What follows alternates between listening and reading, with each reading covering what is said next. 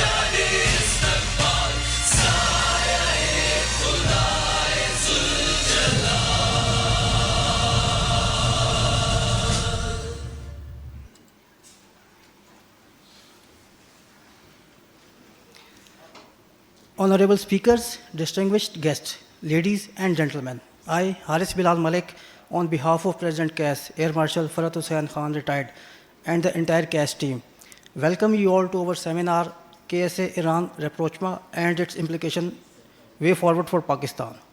We shall now see a brief introductory video showcasing the scope of KS's activities and a message from President KS. Bismillahir-Rahmanir-Rahim. KS was established in 2019 to fill in the knowledge and research gaps that existed in the domains of aerospace and national security in an otherwise think tank rich capital Islamabad.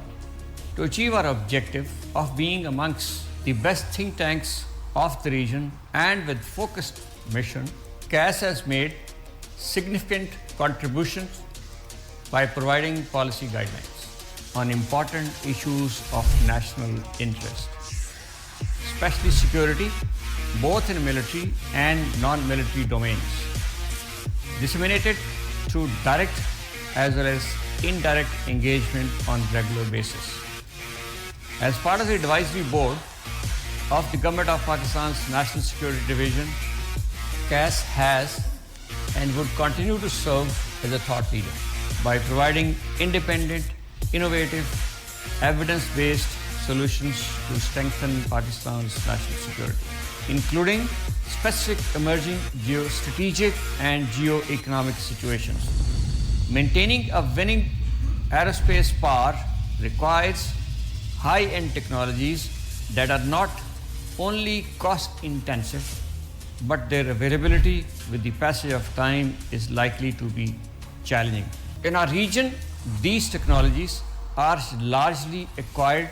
Therefore, working towards our vision of strengthening national security in all its domains through indigenization, KS would continue to lay emphasis on innovative research on emerging technologies, including but not limited to cyber and space. We continue to enhance our reach through greater use of media, seminars, webinars, digital technologies, joint research, and cementing our relationship with domestic, regional and global partners. Inshallah, in times ahead, we will continue to build upon our achievements.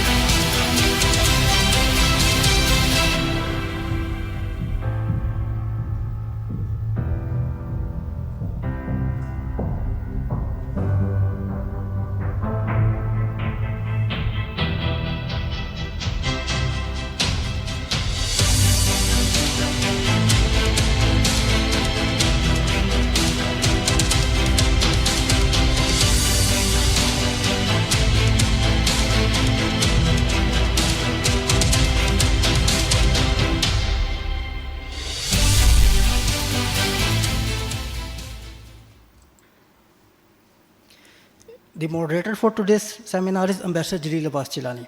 Ambassador Jalil Abbas Jilani is Advisor Foreign Policy at KSA.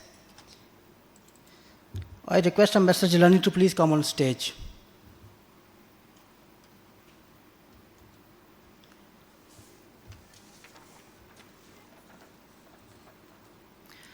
Ladies and gentlemen, the keynote speaker for today's seminar is Senator Mushahid Hussain Syed.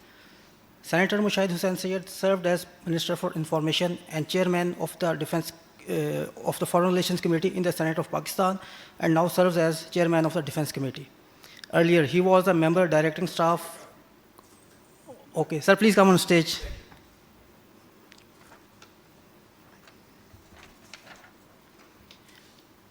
Our first speaker today is Professor Dr. Syed Riffat Hussain.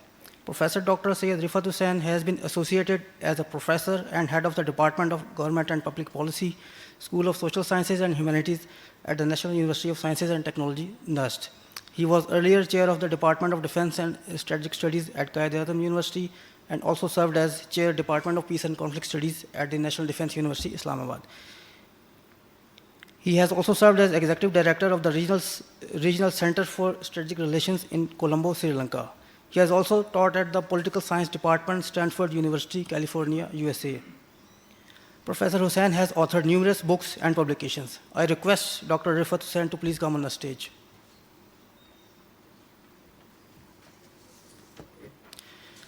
Our second speaker of the day is Ambassador Riffat Masood. Ambassador Riffat Masood served as Pakistan's first female ambassador to the Islamic Republic of Iran. She joined the Foreign Service of Pakistan in July 1987. While posted at Ministry of Foreign Affairs, she served in the capacities of Section Officer, Director, and Director General in Europe, the United States, and South Asia, Policy Planning and Personnel Divisions at intermittent periods between 1988 to 2015. During this period, she also served in the Prime Minister's Secretariat on deputation from 1995 to 1998. She has varied experience while serving in Pakistan's missions abroad as Third Secretary and Second Secretary in London, Second Secretary and Deputy Permanent Delegate to the UNESCO Paris, First Secretary in Ankara, Deputy High Commissioner at New Delhi, Consul General in Los Angeles, and Ambassador at the Embassy of Pakistan in Norway. I request Ambassador Riffat Masood to please come on the stage.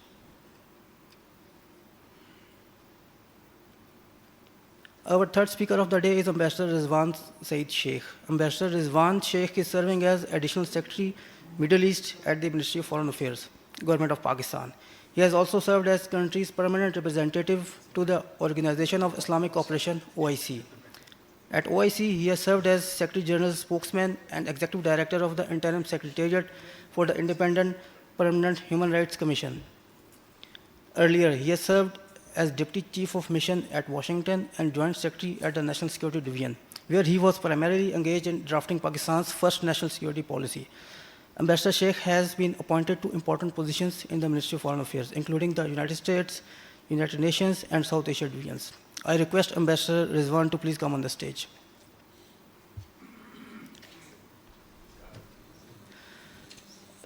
So without any further delay, I would now request the session moderator to take over the proceedings of the day. Over to you, Sir Jilani. Thank you so much. Good afternoon, ladies and gentlemen. President KAS, distinguished guests, we are greatly honored by your presence at KAS today to participate in this very, very important seminar to discuss Iran-Saudi Arabia rapprochement. Your presence here this afternoon, despite a chaotic situation on the roads, reflects your keen interest in these important issues and their implications on an impact on Pakistan as well as other countries in the region. As has already been announced, we have a star-studded panel here to discuss this very, very important issue. Of course, Senator Mushahid Hussain Sahab, Dr. Rifaat Hussain, Ambassador Riffat, Masood, Ambassador Rizwan, Saeed, Sheikh, they need no introduction. They are one of the best and the brightest to discuss this very important issue. The Iran-Saudi rapprochement has, and its implications on various aspects, whether it's the political and security dimension of the Middle East, whether South Asia, whether West Asia. This is something which is of great interest to us, all of us. There is a long history of tension between Saudi Arabia and Iran, and this tension is also reflected in many ways, not only in the Middle East, but also in West Asia, South Asia as well. Pakistan has also felt the kind of the implications of this tension in our own regions also in various aspects. Despite Pakistan looking after Iranian interests in Washington, D.C., of course, with the endorsement of Saudi Arabia, there are certainly, some of the political developments that take place either in Iran or, for that matter, any attempt on Pakistan's part to sort of play a role certainly creates some kind of, in the past created some kind of misgivings between the two countries. In order to discuss this very, very important developments, we have, as I mentioned, we have a very important panel of distinguished people. There are many questions which remain a response. What are the implications of this rapprochement on the geopolitics of Middle East, West Asia, South Asia, as well as at the global level? What is going to be the impact of this rapprochement on the peace process, unity, and stability in the Middle East? What could be the impact of this rapprochement on political and economic developments of Pakistan, besides the regional connectivity projects that Pakistan wishes to actively pursue in our region? Whether or not China will replace the United States of America in the Middle East, where the US has been a dominant player for the last several decades. What would be the impact on the ethnic, religious tensions which developed because of this tension between these two important countries in our region? To what extent the agreement will contribute to managing or realizing, kind of bringing about a peace in the Middle East? This is something which is a very important question that is being raised at every level. And lastly, the most important question that is being raised is about the longevity of this rapprochement, because this is not the first time that this rapprochement has taken place between Iran and Saudi Arabia, but this is perhaps the fourth time in the last at least 4 decades that this rapprochement is taking place, In the past also, the two countries, they severed their relationship. The relationship which was severed between the two countries about 7 years ago, and again, they have re-established diplomatic relations. But how long would it continue? So we as, the panelists are going to throw light, and I would request the panelists to speak for about 15 minutes each. Of course, there is an exemption for the keynote speaker. He has all the time that he has. So I would request Senator Syed Mushahid Hussain Sahab to deliver his keynote address, basically discussing this very, very important topic. You can speak from here. Thank you very much. Bismillah ar-Rahman ar-Rahim. Assalamu alaikum, ladies and gentlemen. It's a great pleasure to be here. Actually, I just got a notice in the morning that all the parliamentarians from the ruling coalition have to be in the Supreme Court for the dharna. But I said, no, this is more important because this is in the national interest. That is not in the national interest, that is a political interest. So I think Pakistan's interests have to be paramount. So I said, I'll keep my commitment and I'll come. And I'm very grateful to Air Marshal Farhat Saab and Ambassador Jalil Abbas Jalani Saab and fellow panelists. And it's good to see General Lodi Saab, who is not just a thinking general, but also a very democratic general. And it's a pleasure to see him. And also, our old friends are sitting there in the second row, Ambassador Khalid Mahmood Saab. He was ambassador in Saudi Arabia also, in Iran also, and Sanaullah Saab and his better half, Fawzia. So it's and all the other people. I'll start by a very interesting quotation from the Russian revolutionary Lenin. He had said before the Russian Revolution, and I quote, "There are decades when nothing happens, and then there are weeks when decades happen. There are decades when nothing happens, and then there are weeks when decades happen." I think what we are seeing in the Middle East is decades happening in weeks. And I think this is extremely important. The last few weeks, developments have been at such a dizzying pace that it's caught everybody by surprise.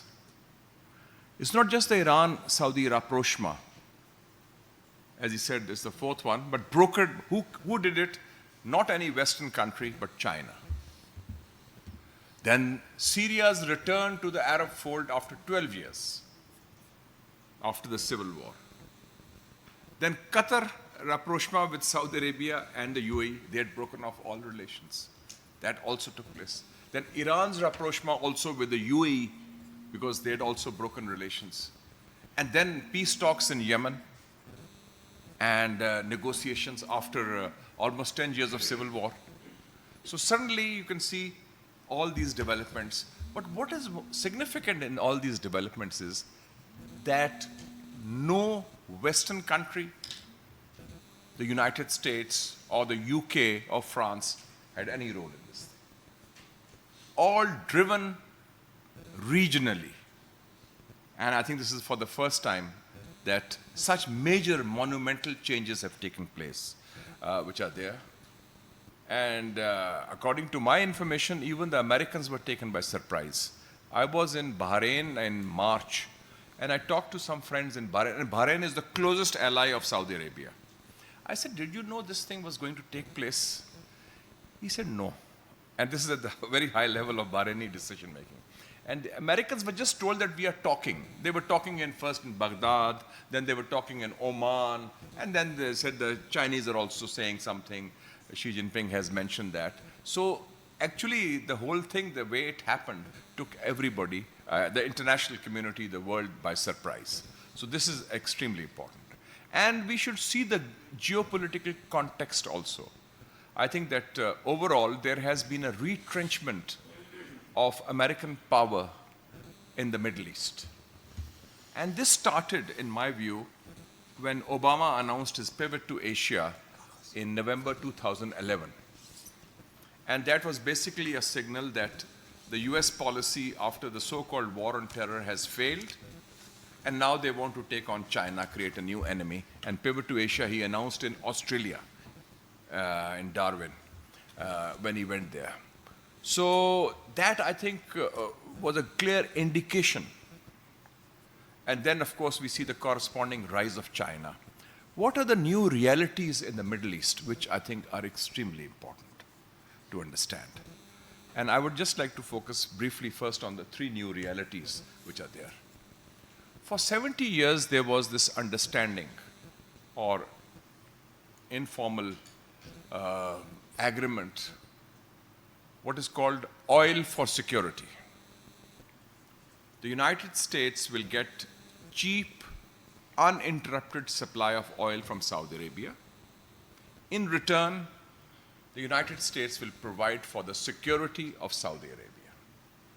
And this was the thing. And this was broken only once.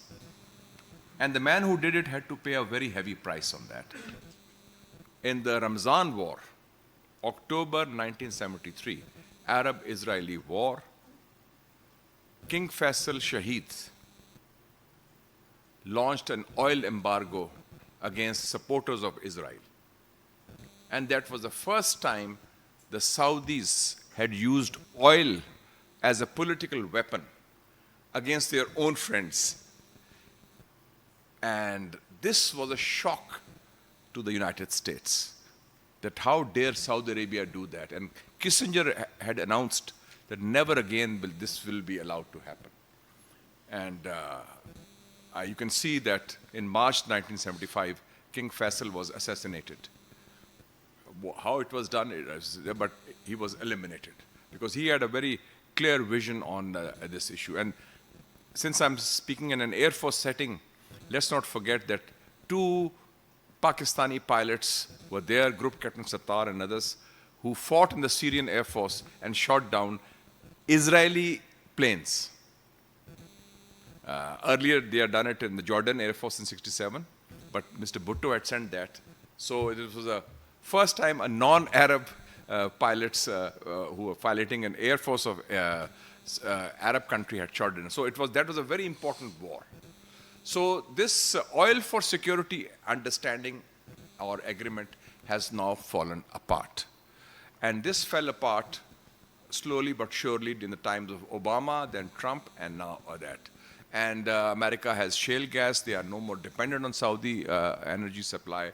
So, and when in 2018, the Houthis in Yemen attacked the Aramco, and 40% of Saudi oil supplies were hit, the American Patriot batteries did not come into operation. And 2 weeks after that, they were withdrawn also from Saudi Arabia. So that is one very important new reality. The second important new reality in the region is the huge transformation taking place in Saudi Arabia under Mohammed bin Salman, who is known as MBS. And he's changing the character, the nature of the Saudi state from a very obscurantist monarchy, which had a different kind of makeup, to one which is more inclusive with women's rights, minority rights, more open, as a normal functioning place. And that transformation has been huge. And that is moving forward with a very non-ideological perspective. Saudi was known to be linking with money, militancy, and madrasas, but that is no longer the case. And they are now very clearly. So that transformation also changes the focus, the direction, the nature of Saudi foreign policy. Previously, the Saudis were seen as an extension of American strategy. They said, oh, whatever they need. When the Afghan jihad took place, the CIA gave the ISI $2.1 billion worth of weapons and cash. Saudis gave them matching money to Pakistan. And another billion was given by other countries. So that was there. When the Americans needed money to fight the Contra rebels in Nicaragua, it was the Saudis who came to the rescue. And wherever there was an issue, it was Saudis who would always bankroll as part of the American strategy. That is no longer the case. And you can see when the Americans wanted oil production to be raised, MBS lowered them twice at the behest of Putin last year. And also on Ukraine, their position is semi-neutral, like Pakistan. And also on China, they have not gone along with the American boycott of China. They went to the Olympics also. And the welcome which was given to Xi Jinping in November when he went to Saudi Arabia was in sharp contrast to how Biden was received. Biden was received not with a guard of honor. Biden was not received with a handshake. It was a fist bump. Biden was not given the red carpet. And Biden and he, when they met, there was no smiles. But with Xi Jinping, it was different. He personally received him at the airport. Biden was received by some lowly prince of there. So there was a sharp contrast to that. So that is a second important new reality which will have a very important implication. The third important new reality for the Middle East is the re-entry of Russia and the entry of China in the Middle East. In 1972, if you would know, when President Anwar Sadat was there, he had 5,000 advisors of the Red Army serving in the Egyptian Air Force. All of them were expelled. And that was the end of the relationship with the Soviet Union had with Egypt under Nasser and that. So after 72, in 2012, when the Syrian civil war started, the Russians re-entered. The Russian Navy, the Russian Army, along with Iran, along with the Hezbollah of Lebanon, and they fought the Daesh, which is the local affiliate was called Jabhat al-Nusra, which is backed by the United States, which is backed by Israel. And after this civil war, when they defeated Daesh, then now other countries which were supporting that group also, they have backed off. So the Russians have re-entered on the side of Syria, physically in the Middle East, in the Arab world.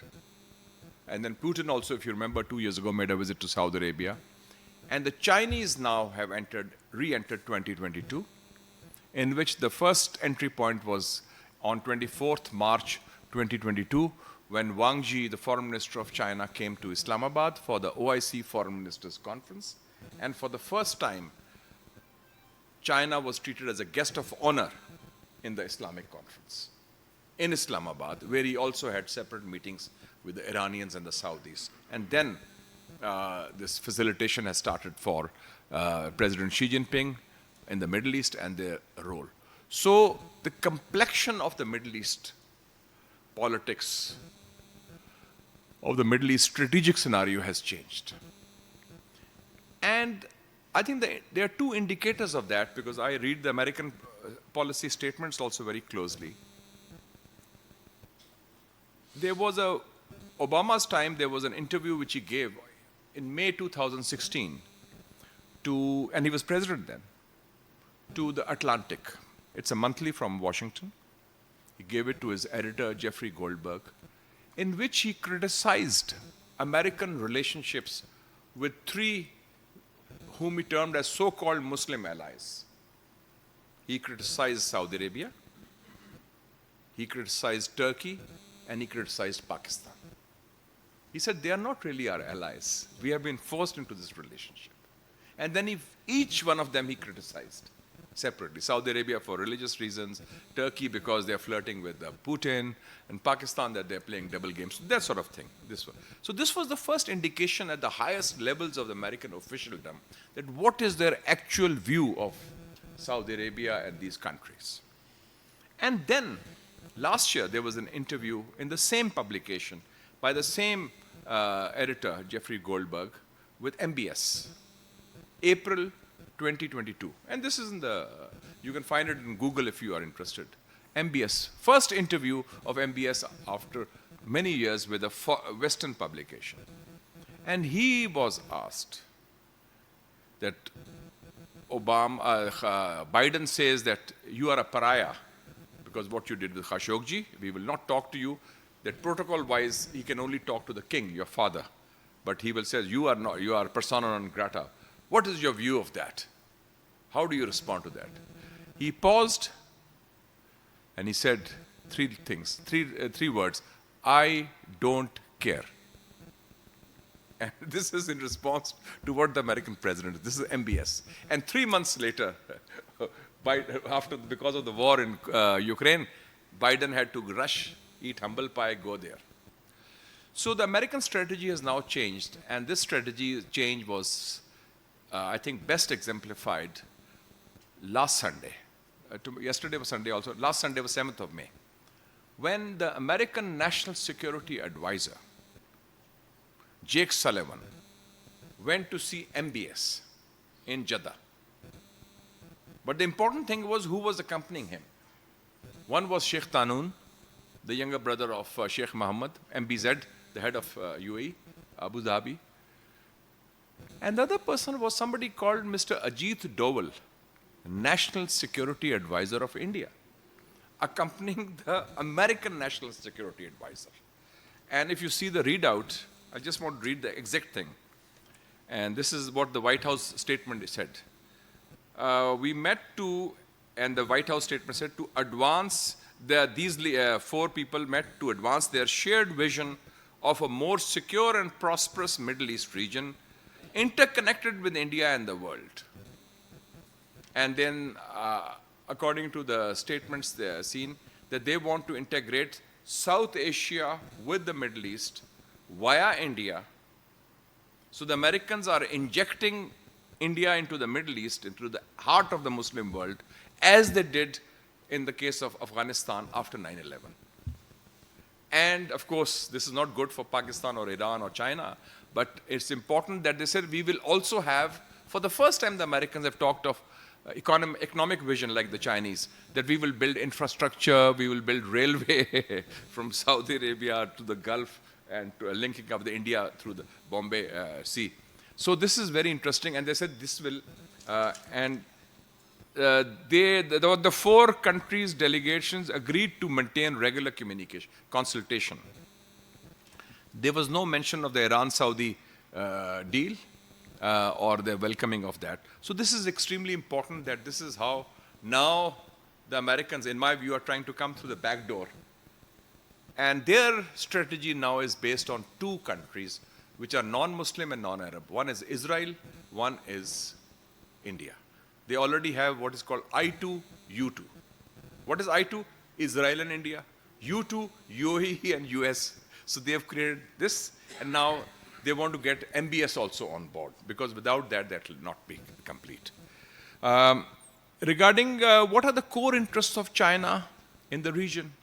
Of course, number 1 is energy security, oil. And China is, and they feel that if the Americans are going to take the new Cold War into the Chinese heartland in Southeast Asia, Taiwan Straits, so they said we will take it to the American heartland, formerly in the Middle East. And they've developed a strategic partnership with Iran, which they signed in March 2022, the 25-year-old strategic agreement. With Pakistan, they already have the CPEC till 2030, and then now with Saudi Arabia, and then also with UAE and also with Qatar. All these countries took part in the Beijing Summer Olympics. So number 1, energy security. The second issue is extremely important for China. It's Xinjiang, and I think the issue of extremism and others, because they feel that Daesh, after being defeated in Syria and Iraq, has suddenly surfaced in Afghanistan. Out of nowhere. It's called here the ISK, Islamic State of Khorasan, ISKP, Khorasan province they call it, ISKP. And the literature I've seen, which is published in Peshawar apparently, they say, it's in Urdu. The entire literature of this Daesh is anti-China. Certainly, they don't talk of Pakistan or other countries, it's anti-China. To eliminate China. This is in Urdu, and this is very clear. So I think this is also being sponsored, frankly. And Chinese are worried on that, because Chinese have a 76-kilometer border with Afghanistan.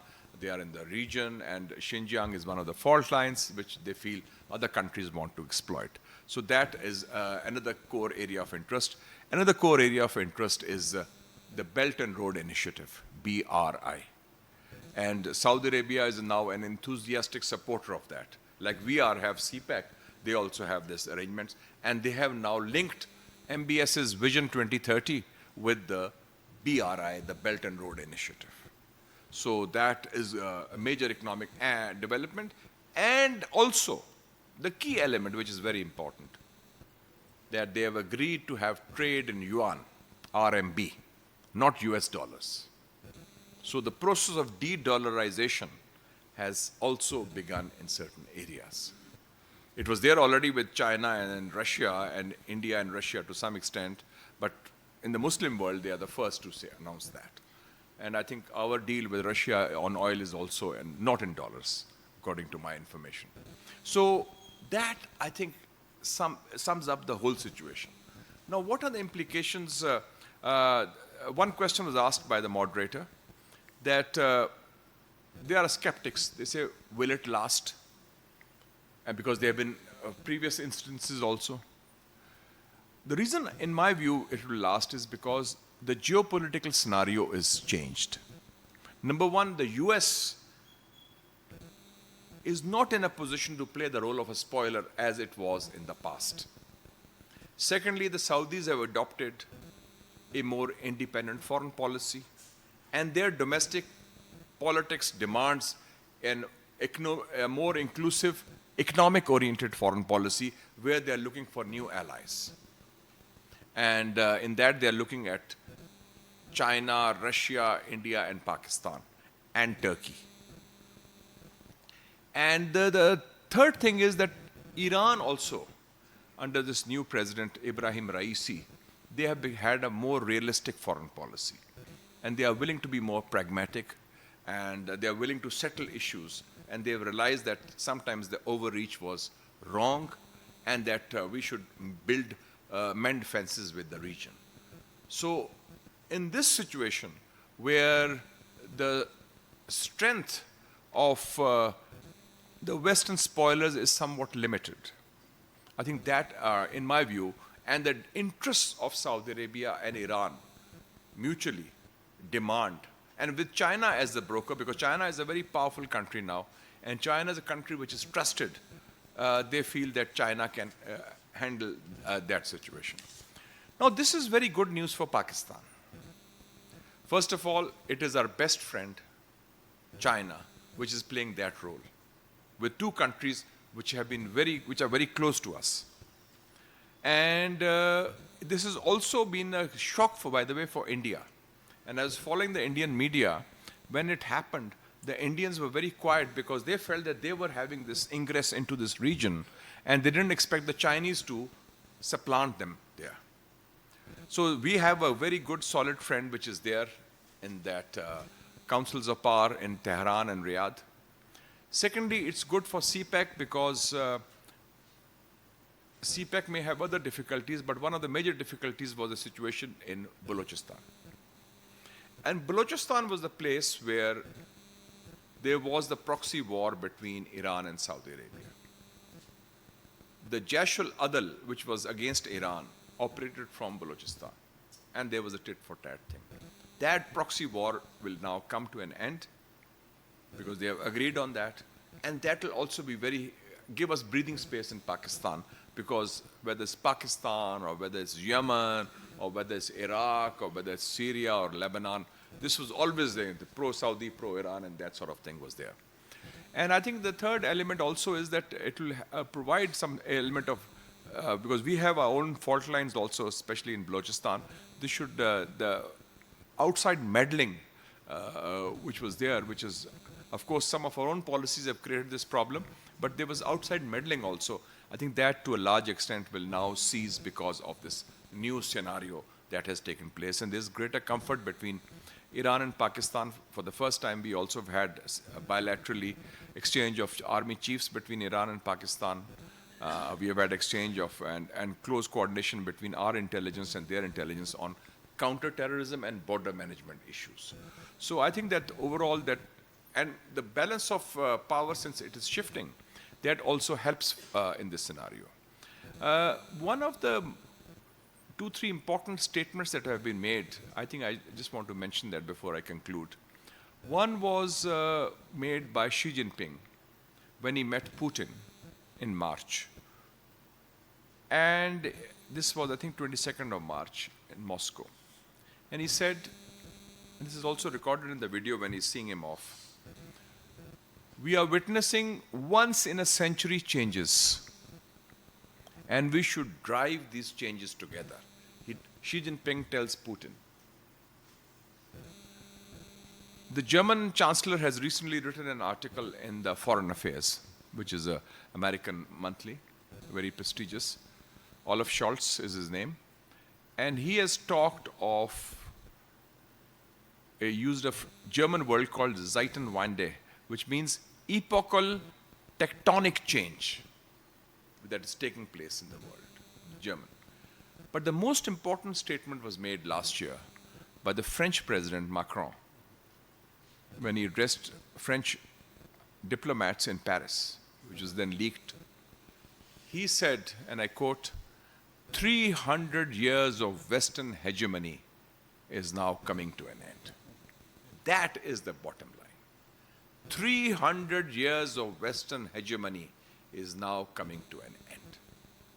This historic change, which the great poet-philosopher Allama Iqbal had predicted 90 years ago, देख मशरिक से उभरते हुए सूरज को देख, गरा ख्वाब चीनी संभलने लगे, हिमालय के चश्मे उभरने लगे, गया दौर सरमायादारी गया, तमाशा दिखा के मदारी गया. So thank you very much, ladies and gentlemen. So we are at the center of the historic change, and we should seize this opportunity, and we should have strategic clarity where our interests lie, who are our friends, and I think those decisions should be taken in the highest national interest, not in any personal interests or other political interests, as sometimes we tend to do. Thank you so much. Thank you so much, Senator Mushahid Hussain Saab, for you have covered very ably the geopolitical implications of this rapprochement and also the enormous benefits that Pakistan can accrue from this. You have covered almost everything that we had in mind. Our next speaker. You're the boss, you ask the questions, I answer. So, our next speaker is Dr. Riffat Hussain Sahab. Dr. Riffat Hussain Sahab has been a wonderful colleague. He has been a diplomat and also an academic and also a writer. And he is also going to talk about the impact of this rapprochement on Middle East politics. The floor is yours, sir. Thank you. Rahim. Thank you very much, Jalil Saab. Let me begin by thanking CAS, particularly Faraz Saab, Air Commodore, and senior colleagues, and all the panelists, including Mushahid Hussain Saab, whom I've known for the last 30 years. It's always a pleasure to listen to you, sir. Since I have only 15 minutes at my disposal, so I'm very quickly going to run through some of the things that I want to say. First of all, let me give you my own take, and you don't have to agree with it, but this is my take, by mentioning some of the antecedents or a backdrop to this Saudi Arabia and Iran rapprochement. As mentioned by Mushahid Hussain Saab, there were several attempts to bring this about. There are 4 that he has mentioned. More specifically, there were several rounds of talks held in Oman and Iraq, and none of them produced the desired result. That's the first backdrop. The second is the redundancy of the dual containment policy. You know that Iran has been and continues to be under American sanctions for the last 40 or 45 years, and Iraq was destroyed largely because of this dual containment policy. So that dual containment policy has become unhinged, or it has been abandoned by the Biden administration. The third factor, which I think is very critical, and Mushahid Hussain Saab has mentioned this, is what I call the rise of pragmatic leadership in Iran and Saudi Arabia. coupled with the assassination of Qasem Soleimani 2 years ago. So these two developments were also very directly related to the rapprochement between Iran and Saudi Arabia. And MBS and Ibrahim Raisi began to look for ways to compose their differences.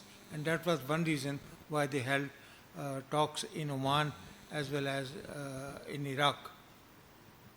But the most importantly is what I call the failure of US Middle Eastern project, which is the new con agenda to democratize the area, and as a consequence of which was the Iraq war.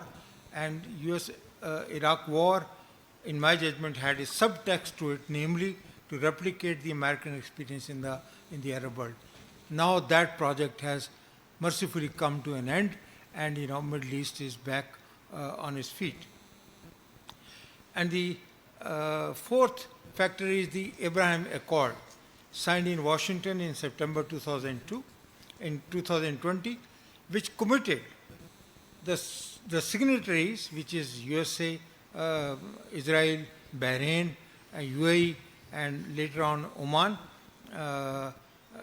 to seek an end to radicalization and conflict in the world.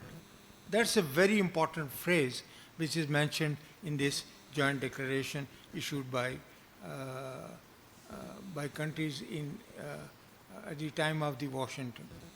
Now let me come up with that why this rapprochement is very important. And I cannot do better than quote Stephen Walt, who is a very astute observer of American foreign policy, and this is what he had to say. Most importantly, it's a wake-up call for the Biden administration and the rest of the United States foreign policy establishment, because it exposes the self-imposed handicaps that have long crippled US Middle Eastern policy. So the American, according to Stephen Walt, Americans are best advised to move away from this policy. And Stephen Salmon, who has written a remarkable book, which I finished reading last night, according to him, it also marks the end of an era of US involvement in the Arab world, which was based on the delusion, and that's the word that he uses, that was rooted in the conviction that facts don't matter, just intentions, that we create and inhabit our own reality, our capacities are unconfined, and the object of our policy has no agency. So in this critique, and mind you, Stephen Salmon was the one who served for a very long time as in the State Department, and he has been ambassador to many of the countries. But now let me very briefly come to the main provision of the understanding, which is the Iran and Saudi Arabian rapprochement. If you look at the joint statement, trilateral joint statement, which was issued in March last year, it says a couple of very interesting things. First is the preamble, that proceeding from their shared desire to resolve the disagreements between them through dialogue and diplomacy, and in light of their brotherly ties. So all three countries are committed to promoting diplomacy and dialogue, which means that the politics of confrontation and politics of polarization, which the Americans have been pursuing for a very long time, is now done away with. And secondly, that adherence to the principles and objectives of the Charter of the United Nations and the Organization of Islamic Cooperation and international norms and conventions, which means that the two countries or the three countries which are signatories commit themselves to the pursuit of the objectives of the Charter of the United Nations. So that's something which is very important. Now, main provisions, I will not get into this except to note that they also agreed to implement the Security Cooperation Agreement between them, which was signed in April 2001.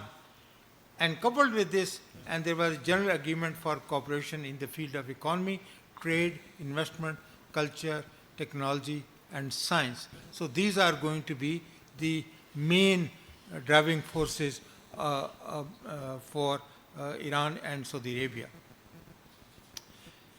Now, since I have left with very few minutes, so I would very quickly like to talk about the regional implications, which is the crux of the matter. First of all, in my judgment, classical clientelism has begun to unravel. Superpower hegemony is no longer a geopolitical necessity. As a corollary to this is the resurgence of national autonomy, national sovereignty, and national independence. And the third is the primacy of domestic context. I had, Mushahid Sahab has very ably dealt with some of the domestic factors which are driving the Iranian as well as the Saudi Arabian desire for rapprochement, but the domestic context is going to be much more important than the superpower intervention or external involvement. And fourth is the potential end of proxy wars, which have been going on in the Middle East for a very long time, whether Iran's relationship with Hezbollah in Lebanon or Syria, and the proxy war that have been fought, they are now beginning to come to an end, and that has direct implications, as Mushahid Sahab has ably pointed out, for the stability and progress in Balochistan. And my fifth observation is that the violent non-state actors would no longer be driving choices of the Arab world. For a very long time, there was a direct connection between the activities of the violent non-state actors and the Arab regimes, but this is no longer, at least in my judgment, seems to be the case. And the last three, very quickly, allow me to run through this. Focus would be on regional connectivity, accommodation, and mutual benefit. So that's going to be no longer ideological wars will be fought, but they will agree to cooperate with each other because of the benefits of regional connectivity, accommodation, and mutual benefit. And potential revival of the Arab peace plan, because Arab peace plan had been sabotaged by the US and the Israeli condominium, and two-state solution was never given a chance. At least in the wake of Iranian and Saudi Arabian rapprochement, there is a very good chance that the Arab peace plan will be revived, and the only way out of this is the resolution of the Palestinian problem and the two-state solution. And then finally, the last 2 points is that it marks the end of sectarian conflict which had divided the Arab world for a very, very long time. So sectarianism was being promoted not only by the United States, but also in close cooperation with Israel. So that actually is the end of that era. And finally is the end of oil era and a search for a post-oil regional order, and in line with the MBS's 2030 vision. Now, the concluding thought that will this move toward de-escalation of territorial conflict with Beijing's mediation last? It is, in my judgment, as an analyst, student of international politics, my judgment is that unlike the previous arrangements that were made to work, this may not long last, but there are very strong incentives for both countries to broaden and deepen this engagement. Already embassies have been set up, and there has been a commitment to pursue normalization of relationship between them. Mushahid Sahab has mentioned the other normalization process, which are the byproduct of the Sino-Iranian rapprochement.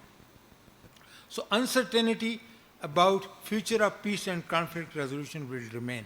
We are not sure how the Israelis or the Americans are going to respond to this initiative, but there are doubts that have been expressed about the durability of Saudi Arabian detente, and the argument is we have been here before. But then, as Mushahid Sahab mentioned, that there is a strong discontinuity that prevails between the previous attempts and this one, so this this one has new dynamic. So let me stop at this. Thank you so much if I've taken a little bit longer. Again, a very able presentation by Dr. Hussain. I remember that in March, I was traveling with Senator Mushahid Hussain Sahab and Minister Hina Rabbani Khar to Bahrain when there was a breaking news about this rapprochement. And during dinner, we asked and this conference was also attended by some very senior officials from the State Department, from the National Security Council, from the British Foreign Office. And we asked them this question, and India also, and we asked them if they were aware of anything that was going on, and they said no. It has come as a complete surprise. Ladies and gentlemen, our final speaker is again a very able diplomat, our distinguished colleague, Ambassador Riffat Masood. She would like to make a presentation, and she will again speak on the rapprochement and its future prospects as to what are the future prospects. She has served as our ambassador to Iran, and she is very well aware of what is going on in this region. Thank you.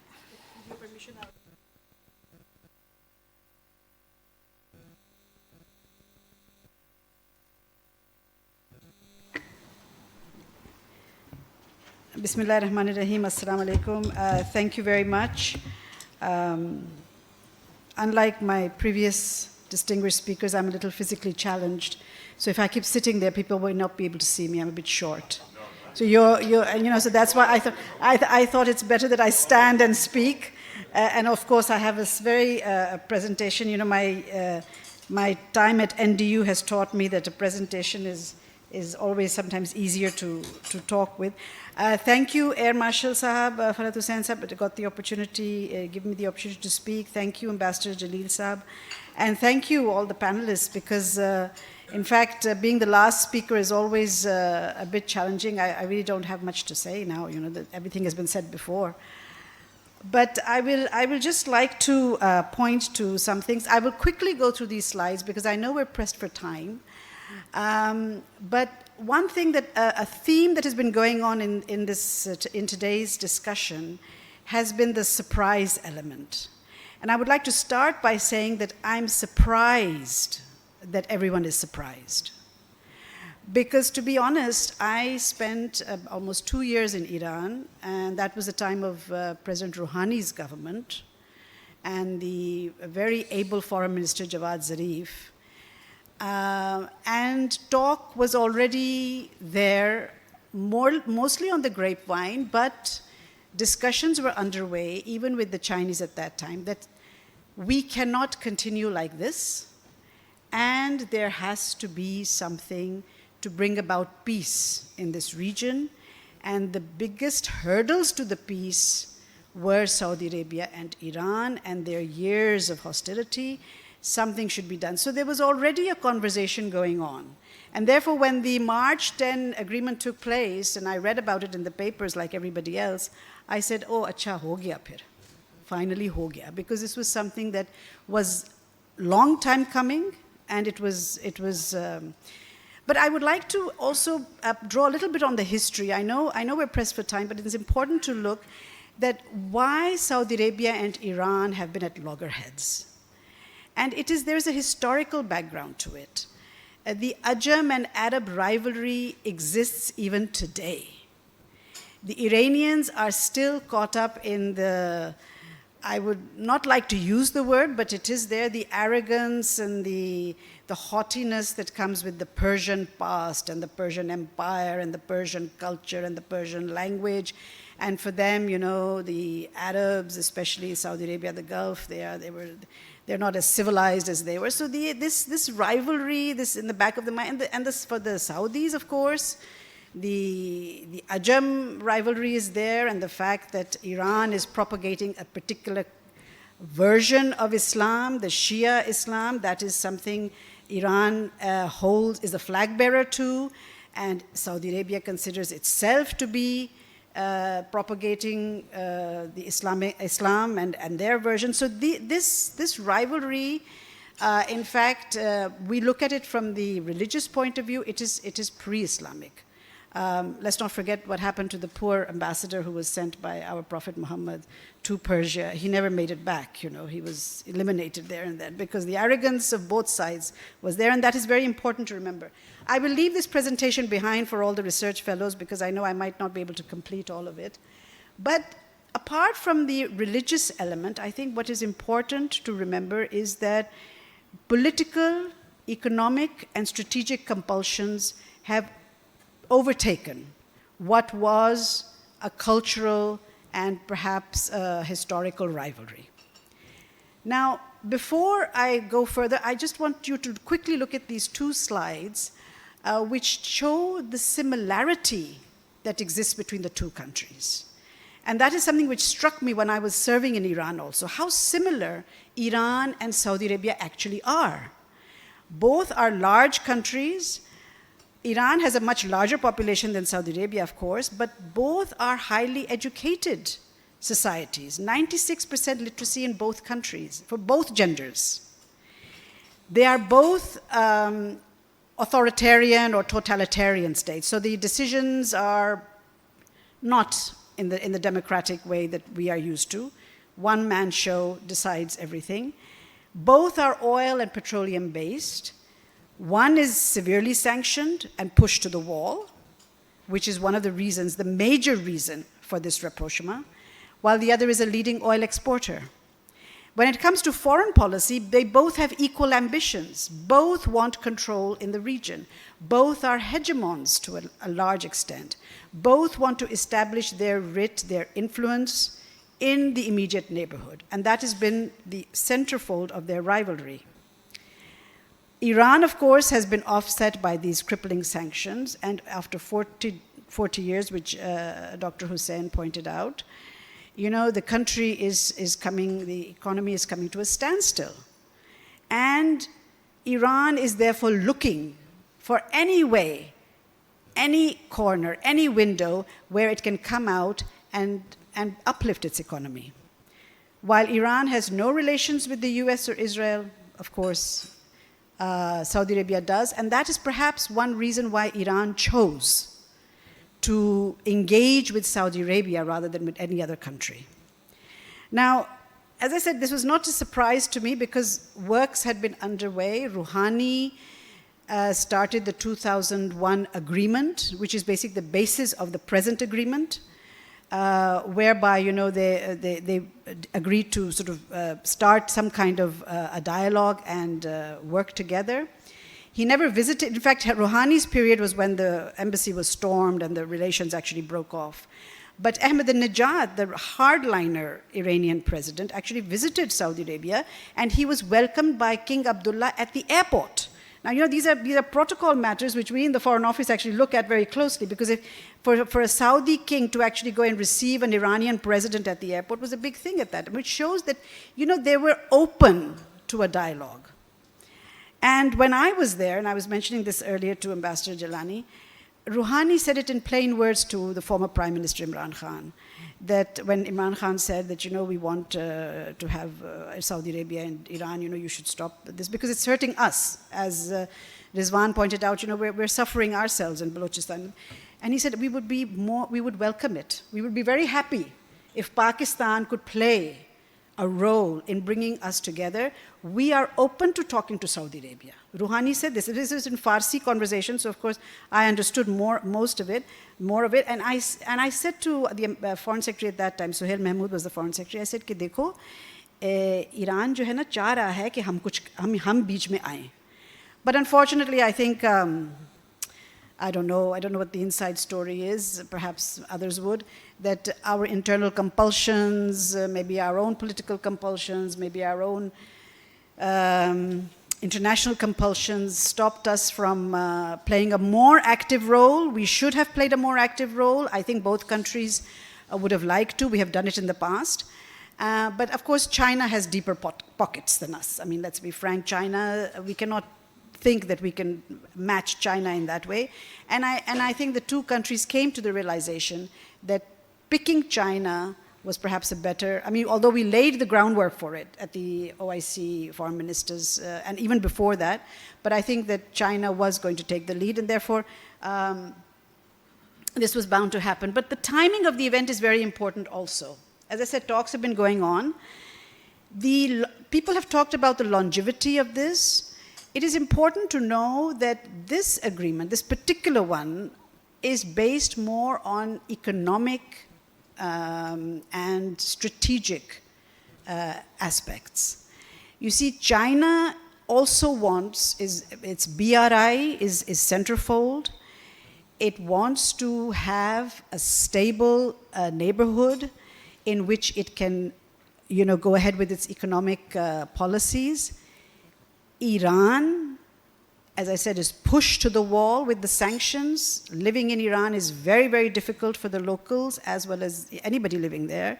And with any opportunity they would welcome. They want to sell their oil. China is their largest trading partner. China is already buying oil from Iran in yuans, so that economy is going on. Saudi Arabia, as mentioned by Mushahid Saab and of course Rizwan, is a new dynamics have emerged. There's a new leadership. There's a new take on Saudi Arabia. They are moving away from the old guard and becoming more modern. So this environment would make it very opportune for such an agreement, for two countries, two important, large, politically important countries in the region to come together. Now, of course, as I said, primary motivation of Iran was on the economic, but also security aspects.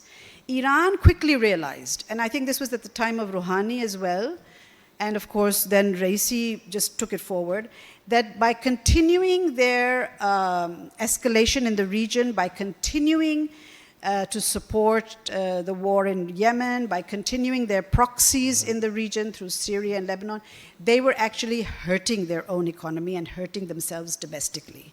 Iran realized this, but didn't know how to get out of it. And I think this opportunity was given to them through this agreement.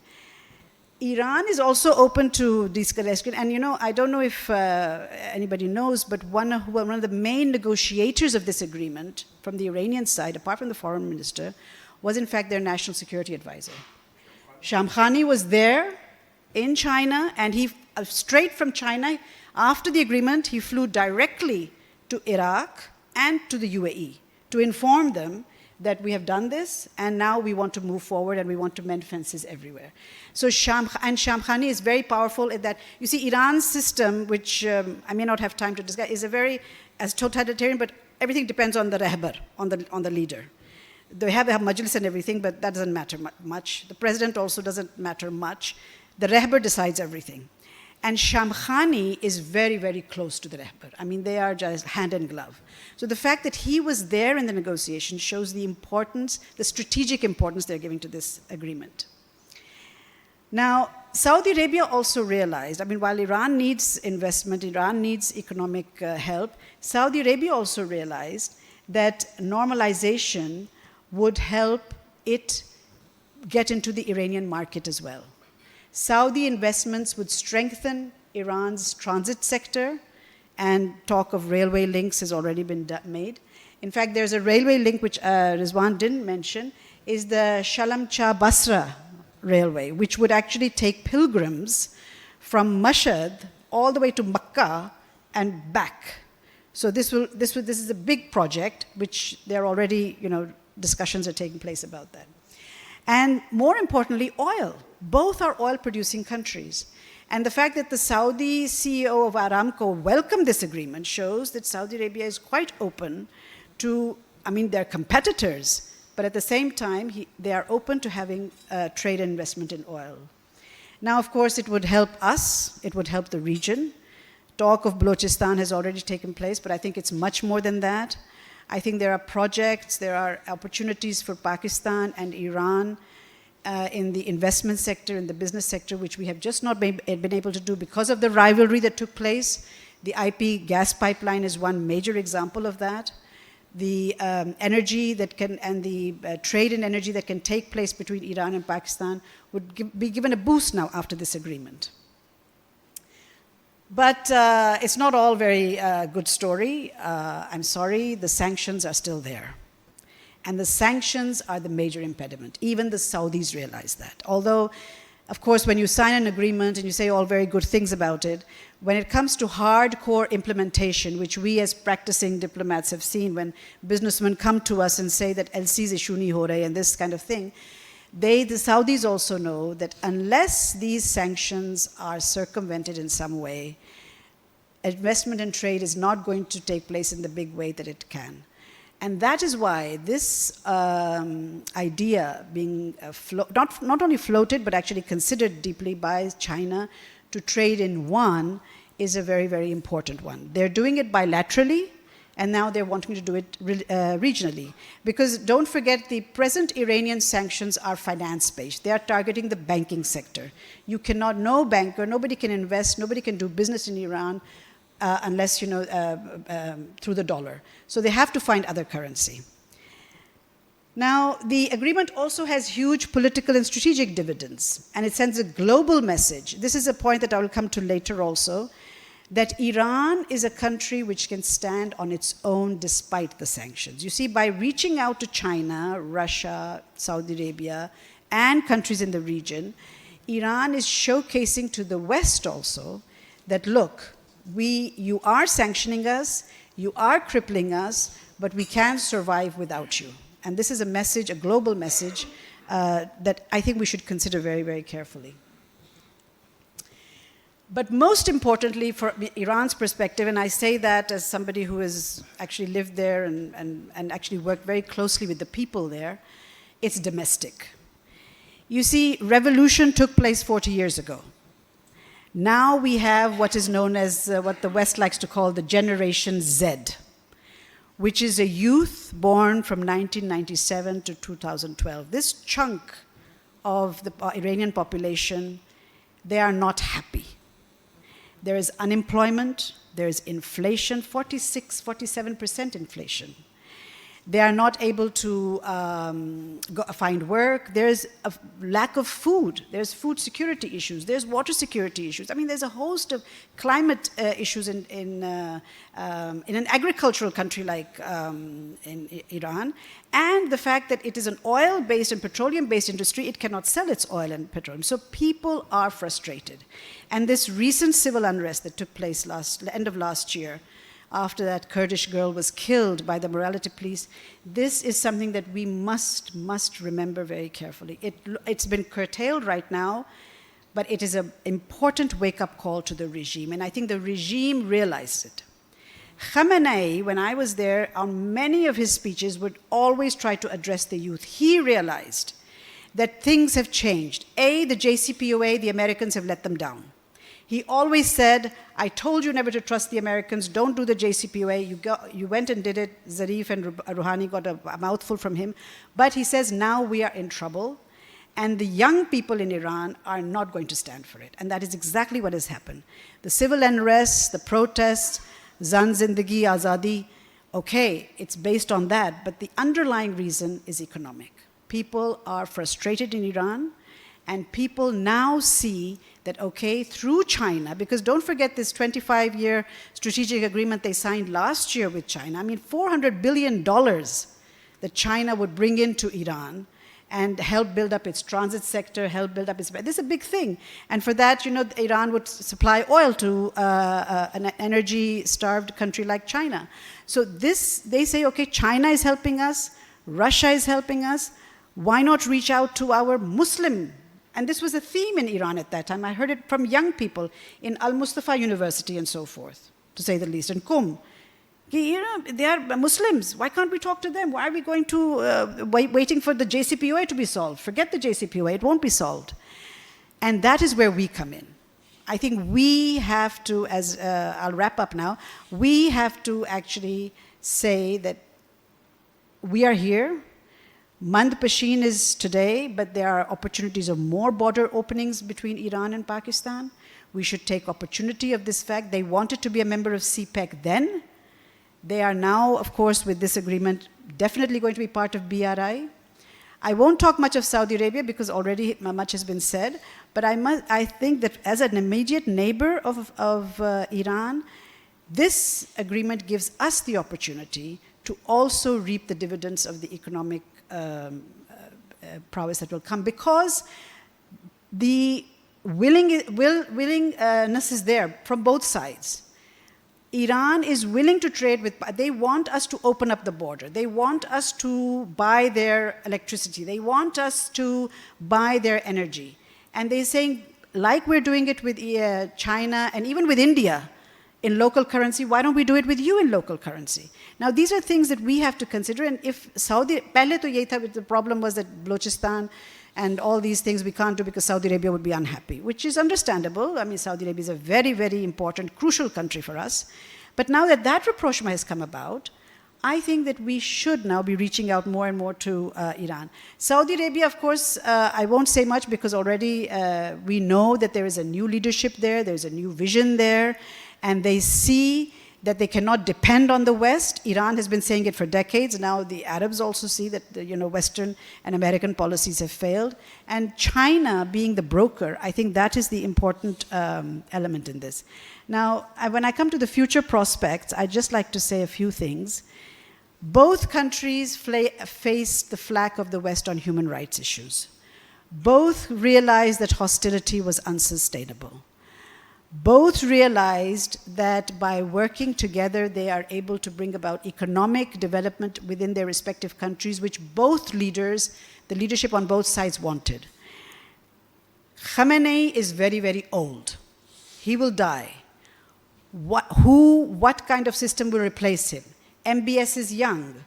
He sees this. He sees that the Iranian leadership is also withering. They see that the Iranian leadership is also facing an internal crisis. So why not reach out to the Iranian people and through the economic, through their own economic strength? I think these are very important things which will ensure that, okay, nobody can talk so much in the future. We don't know about forever and ever. But definitely this agreement will stay the course, stick the course, simply because it is brokered by local, regional elements and not by external elements. That's the bottom line. And now, if the Saudi agreement is sustainable, and all the signs are that it will be, it will augur well for us, but it will bring a new regional power dynamics also, with China taking centerfold here. And this is something, as has been said by earlier speakers, that if a good friend, if a reliable friend of Pakistan, China, takes center stage in bringing about stability in this region, I think it will help all of us and have absolute gains for us all. Thank you, and of course, I'm open to.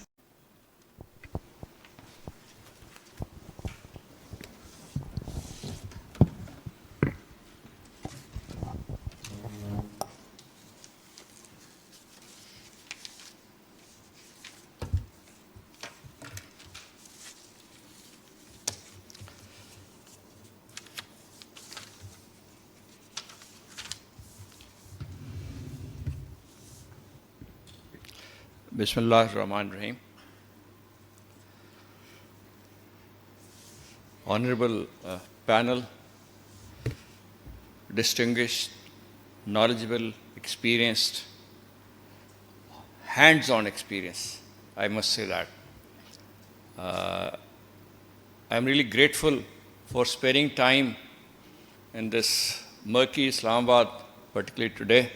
And they all of them made special effort to be here. So my special thanks to the audience as well as the panel for being here. Mushahid Sahab, our keynote speaker, a favorite of KAS, is always forthcoming whenever invited. So I have my special gratitude for your presence here, sir. I know politically he was supposed to be somewhere else. Our Honorable Ambassador Riffat Masood, who's been in Iran and the presentation spoke the kind of knowledge that he has over the two countries. I think we are in safe hands in the Foreign Office when we make decisions on such factors that we have.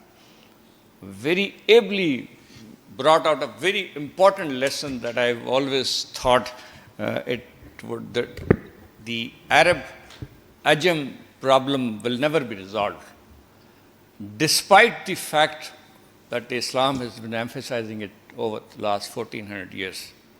She concluded today that the economic interests of the new generations of the two countries have overtaken this problem.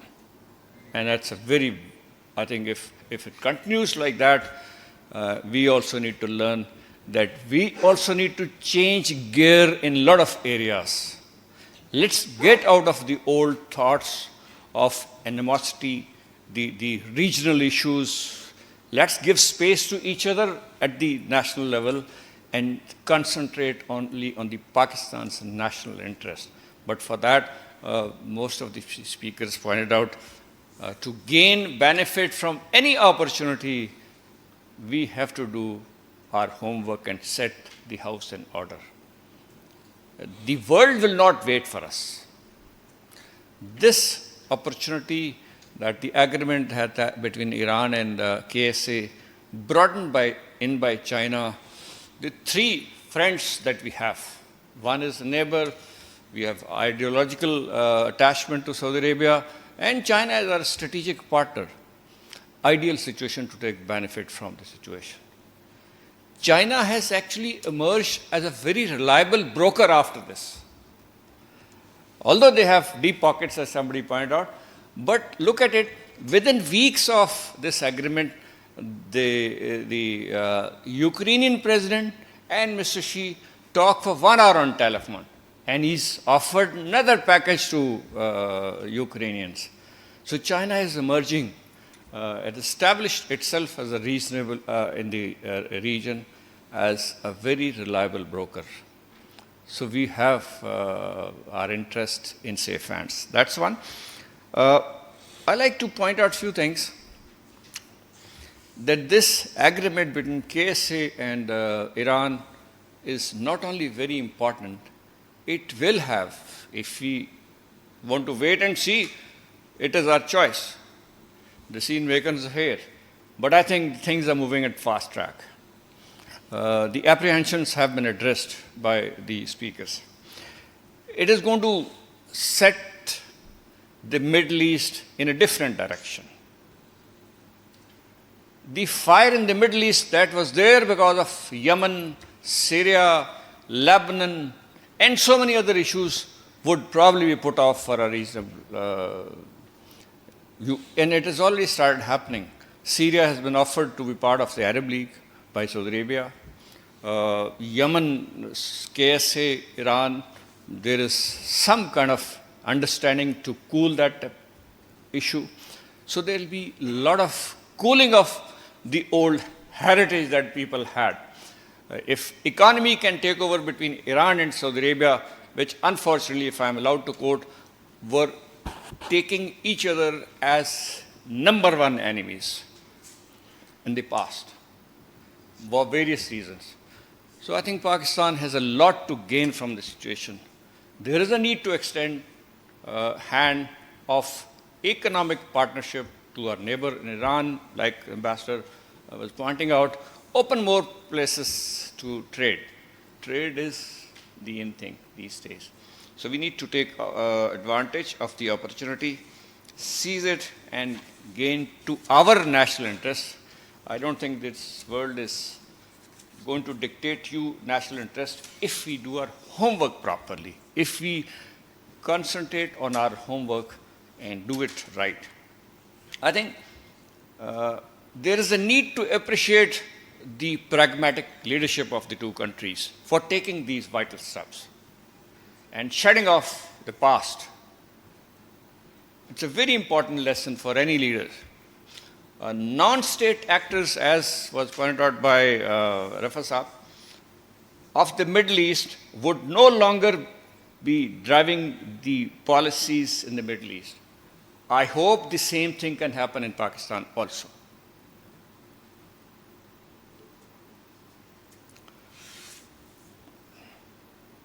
Rizwan Sahab has pointed out a lot of things. I just want to repeat one or two things. The opportunity to take advantage of the new environment, which earlier is a change from a volatile Middle East to a peaceful Middle East. So we can take advantage in Saudi Arabia, we can build up relationship with Yemen, we can, and so many other opportunities. Saeed has pointed out many things, and then we can go on and go on. But like everybody said, we need to put our house in order. I think the main conclusion of the presentation is the Middle East is changing. Gulf is changing for the positively. The temperatures are going to cool. The non-state actors will not be deciding. Let's pick up the thread, do our homework properly, and not miss the opportunity that the world has presented it to us. It is not our effort that the things have cooled down. The world has decided to cool down. We need to take advantage of it, and let's do that. And I hope our thinkers, our policymakers who are ably qualified to take these decisions in the right direction. And once again, thank you very much, sir. Senator Mushahid, for I know you had a very tight commitment today. And Professor Saab, thank you very much for putting it a very, very valid note. And Rizwan Saab, it is an honor to have you here. Ambassador Jilani, like always, moderates such discussions, articulates them very well. Ma'am, thank you very much for very enlightened. I really saw a lot of things, learned a lot. Now you imagine talking commonalities in Saudi Arabia and Iran. I've first time heard this word, commonality in Saudi Arabia and Iran. We always thought they're enemies. They had nothing in common. They're always fighting. But they had a lot of things in common. And they realized it. The next generation has realized it. 34 years MBS realizes the benefits of the economic relationship with Iran, a number one enemy that few days back. So I think a lot of things have come out of the presentation, and we'll put across these things to Foreign Office as it is, and to the other decision makers. Thank you very much once again.